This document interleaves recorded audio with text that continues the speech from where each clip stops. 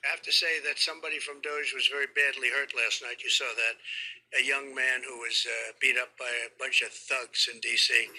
And either they're going to straighten their act out in terms of government and in terms of protection, or we're going to have to federalize and run it the way it's supposed to be run. But it's not a question of Doge. We have great people, secretaries and all, working with Doge and cutting with I said with a scalpel as opposed with an axe. President Trump announces he will be holding a press conference on Monday to discuss crime in Washington, D.C. On Truth Social today, the president said he would be holding the conference at the White House and that it is about ending the violent crime ravaging the nation's capital. The president said that D.C. is one of the most dangerous cities in the world, but soon it will be one of the safest. The press conference follows the president's criticizing D.C.'s Democrat governance for allowing crime and chaos to take place at the Capitol and considers taking away its home rule powers. 7 News pressing for an update from President Trump on his next moves for the safety of the district. Thank you for being with us here at 11 o'clock. I'm Josh Chapin. It comes after a 19-year-old Doge employee was attacked this week by a group of teenagers in Northwest. We have chosen to blur this image due to the violent nature of the attack. President Trump threatened to take over the district if crime concerns are not addressed. Our Washington, D.C. reporter Felicia Ashley tells us about what federal actions we've seen so far and what's on the way from the White House. Just a few hours ago, President Donald Trump announced on social media that there will be a press conference at the White House on Monday. He says it will stop violent crime in Washington, D.C.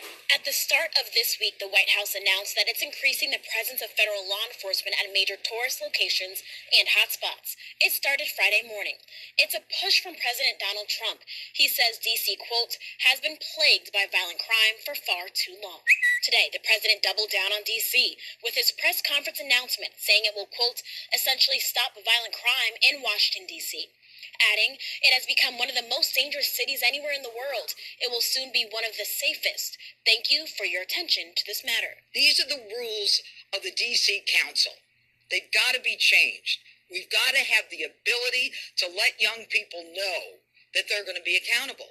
Thursday, recently confirmed U.S. Attorney for D.C. Jeanine Pirro directed the D.C. Council to get rid of D.C. laws she says are too lenient on juveniles who commit crimes. I'm not trying to do anything vis-a-vis Brian Schwab. All I want to do is clean up D.C. That's why the president put me here. Friday night, 7 News received the results from the White House on the president's direction for the federal law enforcement presence. The White House called it a great success after deploying 15 local and federal agencies. 2 stolen firearms and illegal drugs were found, shown in this photo shared by the U.S. Park Police. And 7 News learned Republican Representative from Florida Byron Donalds presented this bill, the D.C. Crimes Act. It gives Congress more control over D.C. and prohibits council from creating or changing certain laws about crime. Through the multiple steps to remove power from D.C. as well as the council, D.C. council members have been silent, providing no words or guidance to its residents.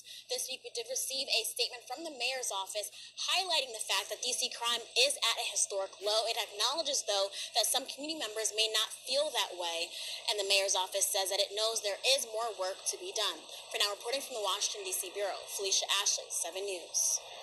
Felicia, thank you. All week, 7 News has reached out to Mayor Bowser's office, as Felicia mentioned, regarding crime in the district, and the response has been no comment. We understand the mayor will be addressing this for the first time tomorrow morning. We'll let you know and keep you posted on what she says all day, and of course on our website at WJLA.com. We also have to note this. Crime in the district is down across the board. You see the stats there on your screen from the MPD, with total violent crime down 26%. Many attribute the reported crime reduction to youth curfews in effect across the district. Tonight, there are no designated youth curfew zones this weekend, partly because the MPD tell us they believe what they are doing is working. Oleana Golan asking residents if they feel the same. Do you feel a bit safer with these efforts in place? Most definitely, yeah. That was one of our questions to D.C. locals this weekend, now that youth curfew zones have been put up from Navy Yard to the U Street corridor and parts of Northeast in response to a rise of juvenile incidents this summer. I think it's a lot better than what it was. The older stuff that they're doing for the curfews and everything, limiting stuff, is a lot better than what it was. Not having all the kids just lining out, just hanging outside the stores. It's just a lot easier to go around places now, not have to worry or watch out and wondering what they're going to do next. So when these special curfew zones are activated, it's yellow signs like this one left behind on U Street that will let the public know it's in place. It starts at 8 p.m. and goes until 11 when the citywide curfew kicks in. And basically for that 3-hour window, anyone 17 and under is prohibited from gathering in groups of 9 or more. It's something that folks around here welcome, telling me they do believe it's working to curb youth-related crimes. Until they stop being outside, continue to patrol the streets. I'm sorry. I love the curfew. Why not? Why should it be outside at 10 o'clock, 8 o'clock, whatever?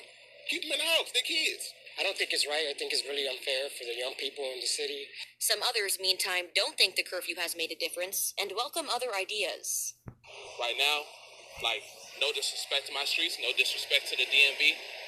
We're not doing our absolute best with providing spaces for any age group to grow healthily and successfully.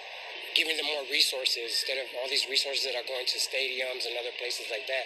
Why don't you build a community center or the community centers that we have, more funding into them to put more programs, have video games, doing more things for them.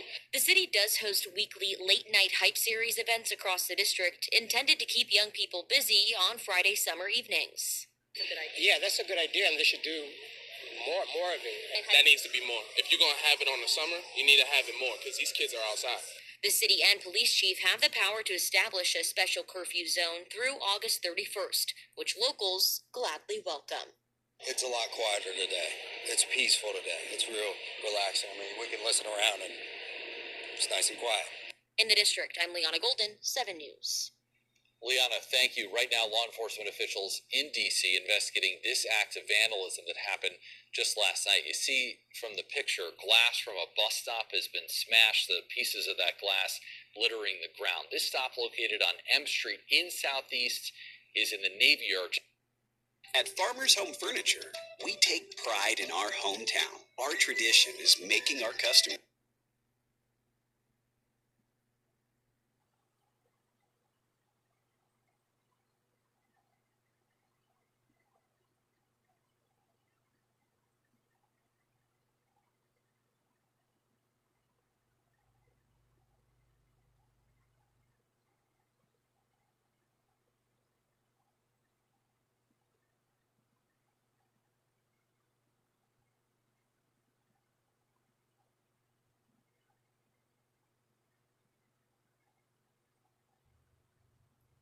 Was a stirring speech that brought Democrats to tears. When someone is cruel or acts like a bully, you don't stoop to their level. Michelle Obama told them in Philadelphia in 2016, no, our motto is, when they go low, we go high. Fast forward to Ken Martin, chair of the Democratic National Committee, speaking in Chicago this week. This is not the Democratic Party of your grandfather, which would bring a pencil to the knife fight, he insisted. This is a new Democratic Party. We're bringing a knife to a knife fight, and we are going to fight fire with fire. It was a stirring speech that brought Democrats to tears. When someone is cruel or acts like a bully, you don't stoop to their level. Michelle Obama told them in Philadelphia in 2016, no, our motto is, when they go low, we go high. Fast forward to Ken Martin, chair of the Democratic National Committee, speaking in Chicago this week. This is not the Democratic Party of your grandfather, which would bring a pencil to the knife fight, he insisted. This is a new Democratic Party. We're bringing a knife to a knife fight, and we are going to fight fire with fire. Was a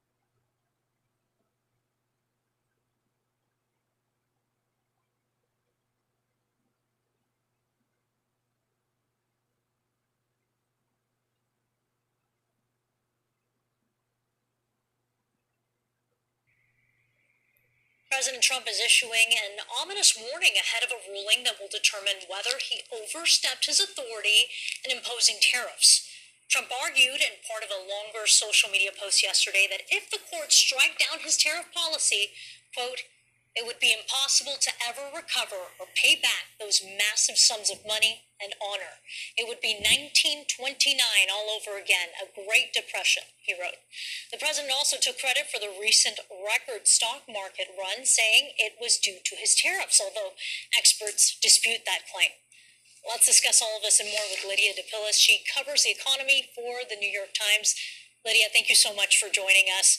The administration just rolled out some of the steepest tariffs in modern U.S. history, in some cases 50% or more. Will history look at this as a small trade fight or major rewrite of how global trade works? How significant is this? This is a major escalation of tariffs. It's across the board, across the entire world on most goods, although there are large exceptions which make those tariffs look a little bit bigger than they actually are in practice. But it is a reordering of global trade if they do stay in place. Now, you noted that there is a major court case underway that has to do with the legality of this type of tariff that President Trump has imposed on most countries. As he noted, you mentioned some foreshadowing there.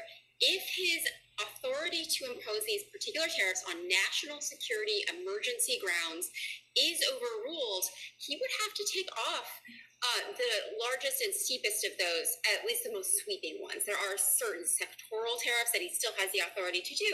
But they knew that this authority was on shaky legal ground. So if they do end up having to pay back those tens of billions of dollars in tariffs that they've imposed, that won't be something that they couldn't have seen coming. And Lydia, Trump and his economic advisors have celebrated the considerable higher tariffs that have already gone into effect, correctly noting that they have raised more than $100 billion in tax revenue without leading to catastrophic inflation or recession. But economists that we spoke with, they warned that this new escalation could actually worsen inflation and slow job growth. What are you hearing?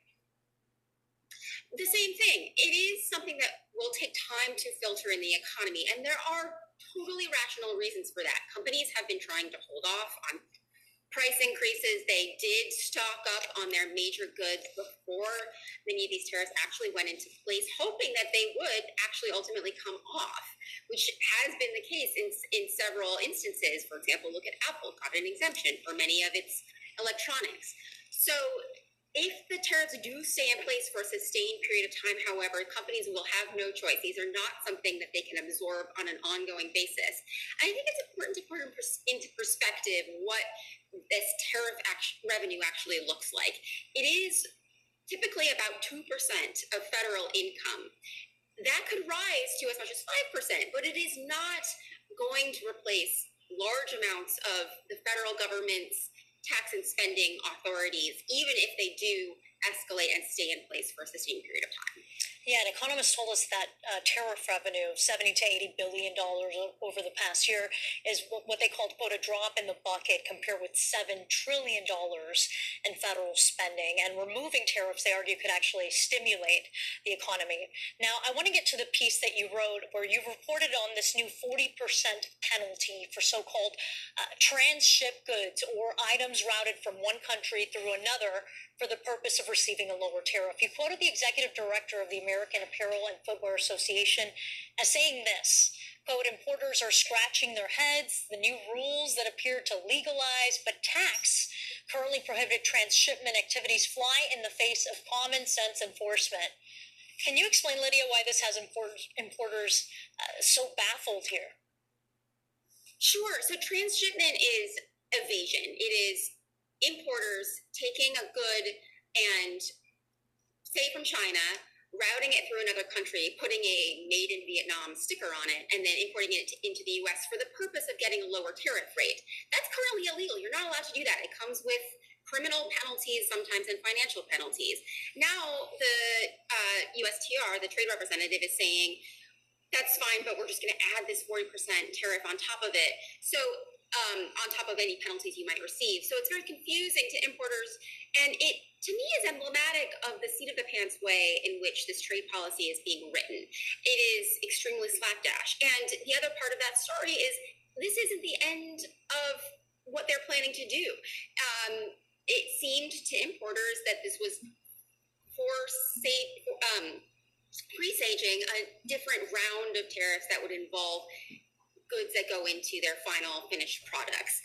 That's still hanging out there, along with tariffs on semiconductors, tariffs on pharmaceuticals. So nobody can make any decisions in this environment because they still don't know what's going to happen around the bend. I think that's what is frustrating to many American companies right now. Lydia DePillis, thank you for your time. I'm going to tell you something that you need to hear that no financial advisor will tell you that is the truth. Every single bubble throughout history has popped. Not some, but all. And the one we are in right now is arguably the largest one yet, meaning that when it finally pops, the fallout won't just be painful, it will be catastrophic. The headlines scream growth. Tech stocks are booming, and everyone you know seems to be chasing the rally. If you dare to question what's really going on under the surface, you're dismissed as alarmist. But yet, over half of the S&P 500 companies have just reported falling profit margins. In fact, if you dig into the profits and where exactly they're coming from, the real picture becomes much clearer. And therefore, we can see not only what's really going on today, but what we can expect to happen next. So I want to start by looking together at the S&P 500's top 10 companies, and I'll explain why. But let's start here with the S&P 500's 10 biggest companies pulling away from the rest of the pack. Doesn't sound too crazy, but it is interesting. Something strange happened about a year and a half ago. You know, top 10 and the rest were moving kind of similarly, and then in 2024, all of a sudden we have this big divergence, right? The top 10 takes off, everyone else just kind of remains flat as far as net income growth. Okay, that should make you pause right there, but what else is happening with the top 10? Well, the top 10 stocks push S&P 500 concentration to record 40% in July 2025. Think about that for a second. Is it the S&P 500 or the S&P 10? Top 10 stocks now account for 40%. That's almost half of market concentration. So when we're talking about the stock market being strong or rallies that are happening, are we really talking about a wide swath of stocks, or are we talking about a very select few, the top 10? And just to put this into perspective, when we're talking about 40% today, that's not a normal number. In fact, if we zoom out a little bit and look at today compared to the dot-com bubble, things become very clear. Back in 2000, we have the top 10 stocks as a percent of S&P 500 market cap. It was about 26%. 26% was concentrated in the top 10 companies. Today, that number is 40%. 40%. That's 1.5 times. That's 50% more than it was back in 2000, right before the dot-com crash. That should scare you, because the more concentration we have, the higher risk we have should something go wrong. And again, just to really drill home how unnormal this is, we can zoom out even farther than 2000. Look at this one I found. Market cap weight. Now, this is the top 10%, not top 10, but top 10% of largest U.S. stocks. Today, the last time we saw this same concentration, the closest time would have been 1929, 1928, aka the Great Depression. That's the last time we saw as much market concentration as what we're seeing today. This is massive. This isn't any just small thing, normal thing that we're seeing. This is a bubble that has grown so big that, again, by the time it pops, we're not going to know what to do with ourselves. Now, there's a reason why this is happening, right? Because you see all this and you think, okay, well, why are people still pouring their funds in? You might be one of them. I'm sure you hear it from everyone you know, your neighbors, your mailman. Everyone has fear of missing out right now. They're telling everyone exactly what they should do with their hard-earned income, that they have the answers, that they know, that they've been profiting. They don't know. I mean, maybe they have been profiting. And again, I'm all for making hay while the sun shines, but at the same time, you have to know the risks involved, right? And I think that's where too many people get caught up. It's mania. And there's actually a term for it that was coined by former Federal Reserve Chairman Alan Greenspan. He called it irrational exuberance, aka this is not built on foundation, profit, revenue, margins. This is built on speculation and hype. And there's actually a chart that shows what this looks like. So here we go, the Barclays Equity Euphoria Indicator. Now, on average, this usually sits at about 7%, Right now, it has climbed to 10.7%.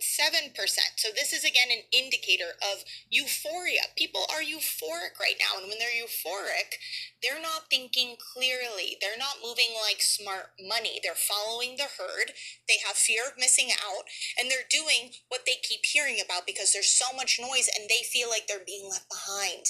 That is not how you want to make your choices, right? Wise choices, smart money. They move in solid, rational reasoning. They invest in things they know and understand. They don't just jump on the bandwagon.